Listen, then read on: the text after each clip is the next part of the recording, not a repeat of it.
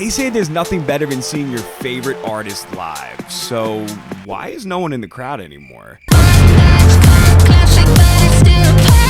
Going to concerts is my favorite thing. And while many may say getting married or graduating from med school was the best day of their lives, for me, it was seeing Frank Ocean, or being at the Life of Pablo premiere, or seeing SZA at a club and meeting her after, or going to the Donda listening party in Atlanta. Concerts are the ultimate form of the listening experience because it takes a world that you've only visited with a pair of headphones on, or in the car, or in the shower, and makes it completely tangible. And in the last few years since the world ended, it's felt like there was no better business to be in but the live event industry. Tours coming into town every week, once-in-a-lifetime festival lineups, unbelievable spectacle. It felt like we had entered a live music renaissance, and on paper, we have. Live Nation seen record-breaking earnings. The biggest music moments of the last year involve a stadium tour and a rap beef that culminated in a diss concert, but this is saying otherwise. Ticket prices have gotten out of control. Artists like Megan Thee Stallion, Future, Metro Boomin, and Travis Scott can't fill seats, and entire tours are being Thanos snapped out of existence, while Taylor Swift, Beyonce, Drake, Kendrick Lamar, and the CEOs of the ticket companies are Scrooge McDucking into their fortunes. So what gives? Why can't anyone else sell tickets? Why are some of these artists doing big venues in the first place? And why does it feel like we're witnessing the slow death of concerts for regular people like you and me? Today we're going to answer those questions while also asking who's to blame. Is it the artists and their management's egos, the economics and logistics of touring, the corporations like Live Nation and Ticketmaster, or us, the consumers? So without further ado, open that shit up.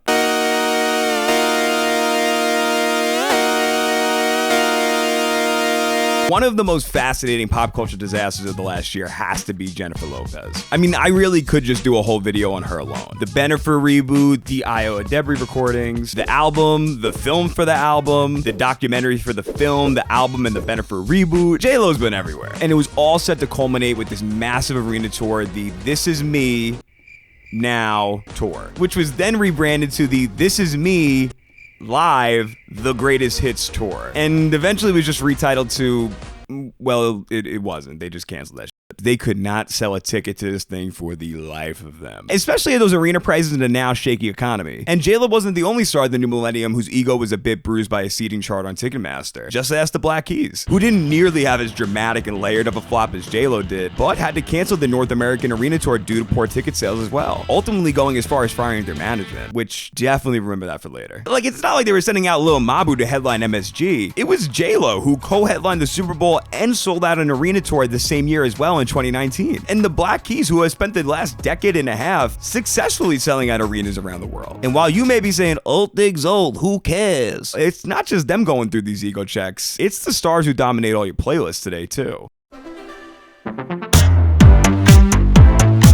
It's one thing to be an artist past your prime having trouble garnering the same kind of enthusiasm audiences once had for you. It's a whole other thing to be top of mind on Twitter. One of the more common trends in recent memory has been the use of slow and low ticket sales as a way for different stand groups to clown and attack an artist they don't like, or just for some good old-fashioned Elon engagement. I mean, listen, those checks are pretty nice. I can't blame them. And while online vitriol like that may not even be a big deal for guys like the Black Keys, for acts skewing younger, it could do a lot of damage to their image. Travis Scott's Astroworld tour, tragedy aside, was a major cultural moment in its multi-year dominance. And while the Utopia tour had and is still having viral moments in the major cities, struggled to generate the same kind of mania in certain parts of America, even to the point where resellers were trying to sell tickets they bought for $14 because they just wouldn't sell. Metro Boomin and Future had two of the biggest albums of 2024 so far. Their collaboration with Kendrick Lamar is one of the biggest hit singles of the year, but their We Don't Trust You tour has also fallen victim to a case of slow ticket sales, and at this point has had to cancel 5 shows because of it. It's most definitely a Brat summer here in New York, but I don't think it is in Nashville. And then of course there's Megan Thee Stallion, who's fallen victim to a lot of misinformation being spread about whether or not she could fill the stands of her tour. A lot of those tickets sold may be due to a steep discount that was put on them that saw tickets going for as low as $25 a piece. Just remember that one for later. And also, don't forget to hit that like and subscribe button if you like hearing a dumb idiot like me yap about pop culture. I love doing these videos and chatting with you guys in the comments. And I also want to apologize to everyone out there who wants these videos to come out a lot quicker. I'm a one-man operation right now, so it takes a lot of time. But definitely check me out on the other socials like Twitter and Instagram. I'm active on there daily. Plus, this video was voted on here on my community tab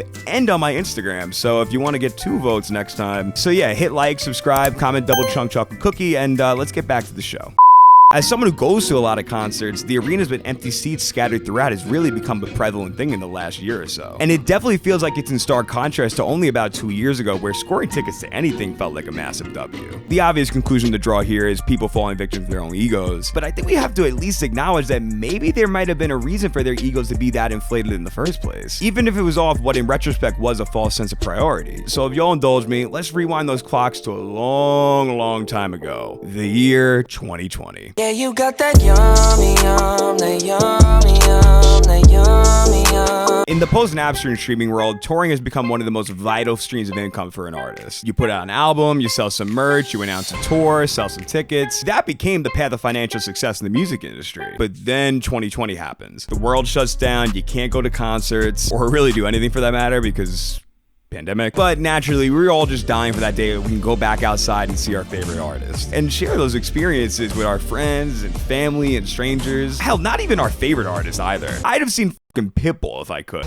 After COVID restrictions and lockdowns lightened up in 2021, there was tons of revenge spending going on after a lot of people spent over a year and a half cooped up in their homes. And when it was time to start touring again, people were more inclined to see concerts more than ever. New acts, legacy acts, everyone seemed to really just be eating good off all of this. To the point where even with the high ticket prices, you were okay with it because you knew what it felt like to literally not physically be able to do that thing. And this definitely went on for a little bit, I'd say up until about early 2023, and that's where it seemed that the well was starting to dry up. Because if you're just existing right now, you've noticed that times have gotten tough. And shelling out money to indulge on experiences has become more and more difficult to justify for a lot of people out there. And the moms and dads who make up the fan bases of Jennifer Lopez and the Black Keys are maybe not as inclined to see someone they already saw in 2022 or before the pandemic, especially if you're not even listening to their new music like that. And same is going for a lot of the younger acts who have toured heavily in the last few years, or are frequently headlining the endless amount of festivals there are year round, or, and I think this speaks to the current landscape of the music industry in general right now, the amount of stars there are. It's a different time for when I had to go to the store and physically buy a CD. The actual value of your streams means a lot less in the grand scheme of things that it doesn't translate to ticket sales and or merch. And in that moment during and after the pandemic, a lot of artists were led to believe that they were as big as their numbers or their viral moment they had at a music festival were telling them, especially in the places outside of the major cities. So while yes, I do think that the egos of the artists and management definitely played a factor into all of this, you set it to the backdrop of a cultural economy of will or won't they be relevant by Monday, then factor in the supply of artists touring or trying to tour, and you have to bet on yourself or your artists, and if they'll be able to command a tour that far in advance while booking venues. Because if you don't take the date now, someone else will. And this idea of J-Lo booking an arena tour in 2024 maybe made a little more sense when they were locking these dates down however long ago. But to add fuel to the fire, the economics of it all begin to explain even more. Because then you start asking, well, how are they even finding these places to get booked in the first place, or the crews to work with them? And how much even is all this?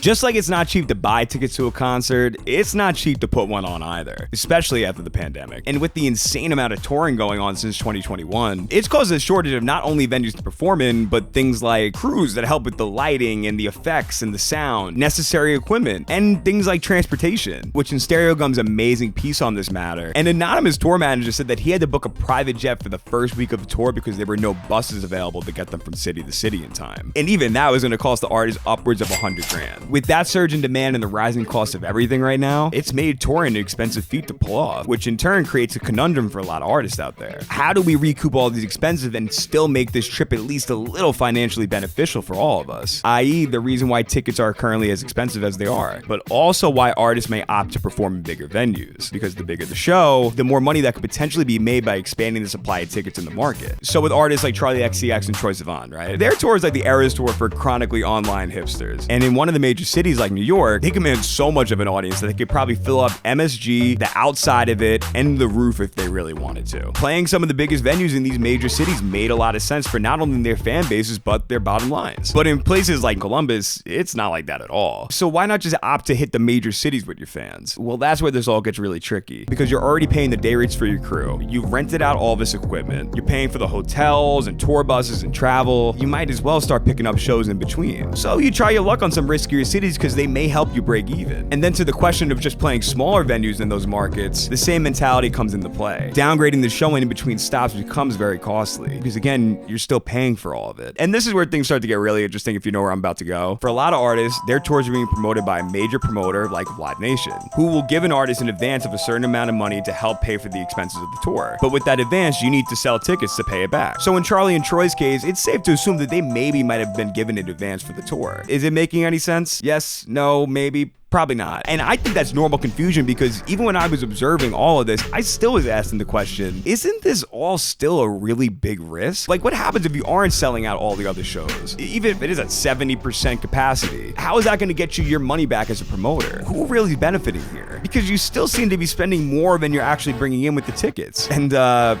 yeah.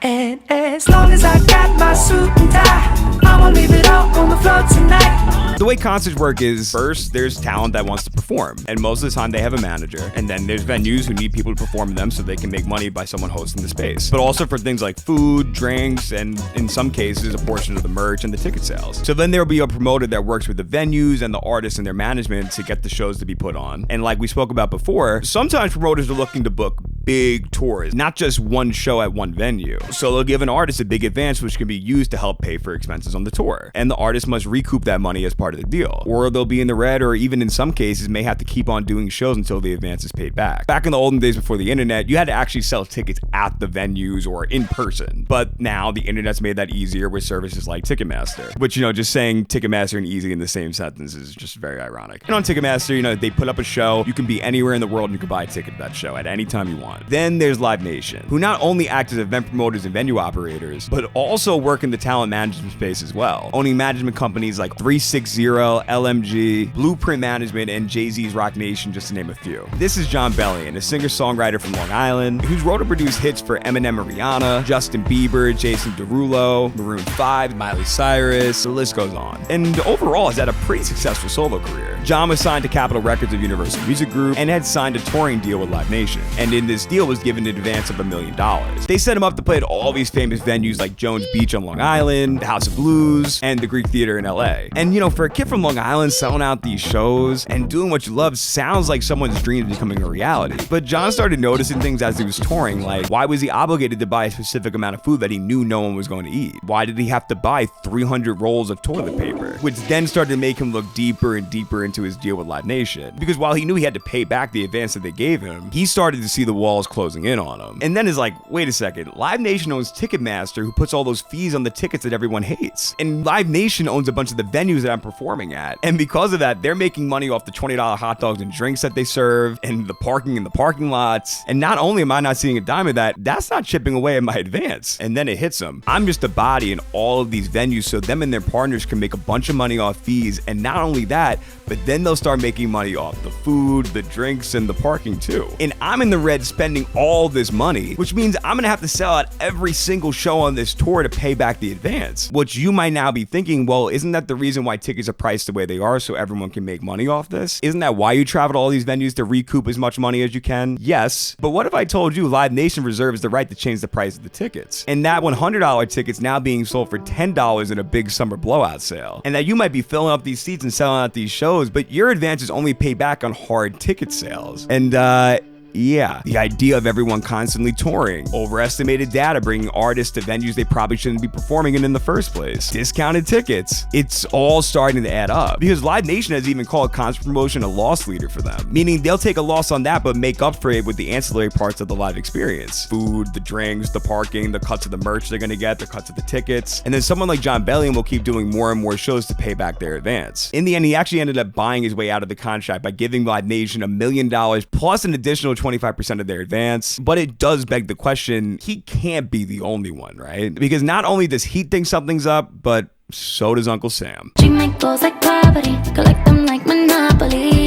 This is Live Nation, the biggest concert promoter, artist management company, and venue operator in the world. And this is Ticketmaster, the world's biggest online ticketing service. In 2010, to much of the dismay of industry professionals, artists, consumers, and politicians, the two merged to create Live Nation Entertainment. And after years and years of people calling for the two companies to be broken up, all it took was a bunch of Swifties not getting some tickets to the Eras Tour for the DOJ to take the complaint seriously. Yeah. A few weeks ago, the United States Department of Justice sued Live Nation Ticketmaster for monopolization across the live concert industry, accusing Live Nation of maintaining an illegal monopoly across both concert promotion and ticket selling. And that with the power they hold in the market, they use it to stifle competition and pressure talent into using only their services. In short, if you want to tour, you have to go through them one way or another. Because if they don't own the venue, they definitely have a partnership with the venue in some way or another, and may even be selling water that they have an ownership stake in. In the DOJ's complaint, they accused Live Nation of allegedly threatening and retaliating against venues that work with rivals, locking them into these long-term exclusive contracts that would exclude them from using non-Ticketmaster services, and restricting artist use of venues unless they use them as a promoter. Essentially what the DOJ is trying to achieve here is to get Live Nation and Ticketmaster to break apart, after they allowed them to merge in the first place during the Obama administration. They believe this is going to help create more competition in the market, and ultimately create a better experience for fans out there who will benefit from things like low ticket prices, due to things like their exorbitant fees. To which Live Nation, in their response to the matter, responded by saying, well, the prices are set by the artists and their management, which, you know, they manage a bunch of. Their response was a lot of finger pointing at other corporations, saying, look at what they do, they're just as bad. But it was like Twitch, PlayStation, Uber, Meta, Apple, Alphabet, you know, not live event ticket services or venues or promoters. But the big thing that I noticed in the lawsuit was this section about their relationship to the real estate company, the Oakview Group. The Oakview Group was founded around 10 years ago by these guys, Tim Leiweke and Irving Azoff, and they've now become the owners and operators of many venues around the world, including arenas. If you don't know who Tim Leiweke and Irving Azoff are, Tim is the former CEO and president of Live Nation Ticketmaster's biggest competitor, AEG, and Irving Azoff is the former chairman and CEO of Ticketmaster, and then former executive chairman of Live Nation after their merger. But that isn't even like the bulk of what Irving Azoff's career consists of. He's mostly known for still being one of the most powerful talent managers of all time. So the alarm that the DOJ's rung in regards to Oakview Group is that they've gone for potential competitor turned partner, and that they've allegedly described themselves as a hammer and protector of Live Nation. And now I'm not accusing, I'm not stating anything as a fact. I'm just going to point out some things in all this lore that have been reported. Irving Azoff, former CEO of Ticketmaster, executive chairman of Live Nation, and Tim Leiweke, like we said, from AEG. Irving Azoff left Live Nation in 2012 because, in his words, running a public company sucks as an entrepreneur. But in 2013, when AEG was about to be sold to the private equity firm Guggenheim, in a shocking turn of events, the sale was terminated, and Leiweke resigned in a mutual agreement. Allegedly, he was fired due to the company's founder, Philip Onschutz's, hearing that he was trying to influence the choice of buyer for AEG. So with these guys out, they formed this new venture, Oakview Group. Remember when we talked about the Black Keys and their arena tour getting axed and how they fired their management? Well, Patrick Carney of the band stated, we got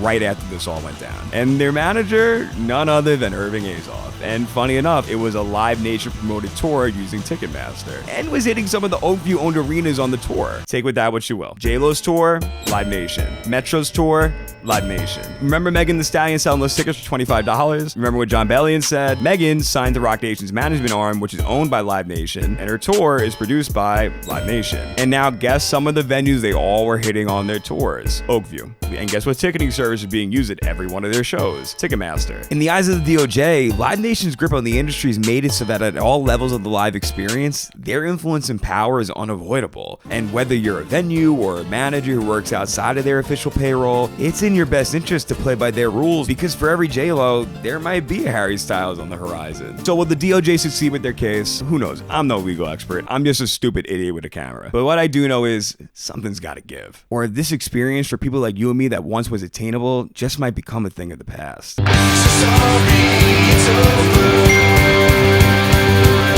They say all good things must come to an end. And with the direction things are going, the barriers to entry for not only fans, but artists and live music keeps growing bigger and bigger. As the pockets of the ones at the top keep being filled, the more and more you look at these tours and the venues and the management of talent, you start to pick up and understand why it feels like the walls are closing in on artists like John Bellion. And in the end, it's not just the economy, but greed that's contributing to this slow and upsetting death for the concert experience for the common man out there like you and me. And whether it's the DOJ or more realistic planning by management, changes need to be made before it's too late and we're all just watching concerts on Amazon Prime or the Live Nation owned Veep. I don't know, maybe this is the plan, but to me, there's nothing better than hearing your favorite artist sing the song that changed your life inches away from your face, feeling that sense of euphoria that only great music can make you feel. That's what live music does. It lets you live in it and feel it. And also this.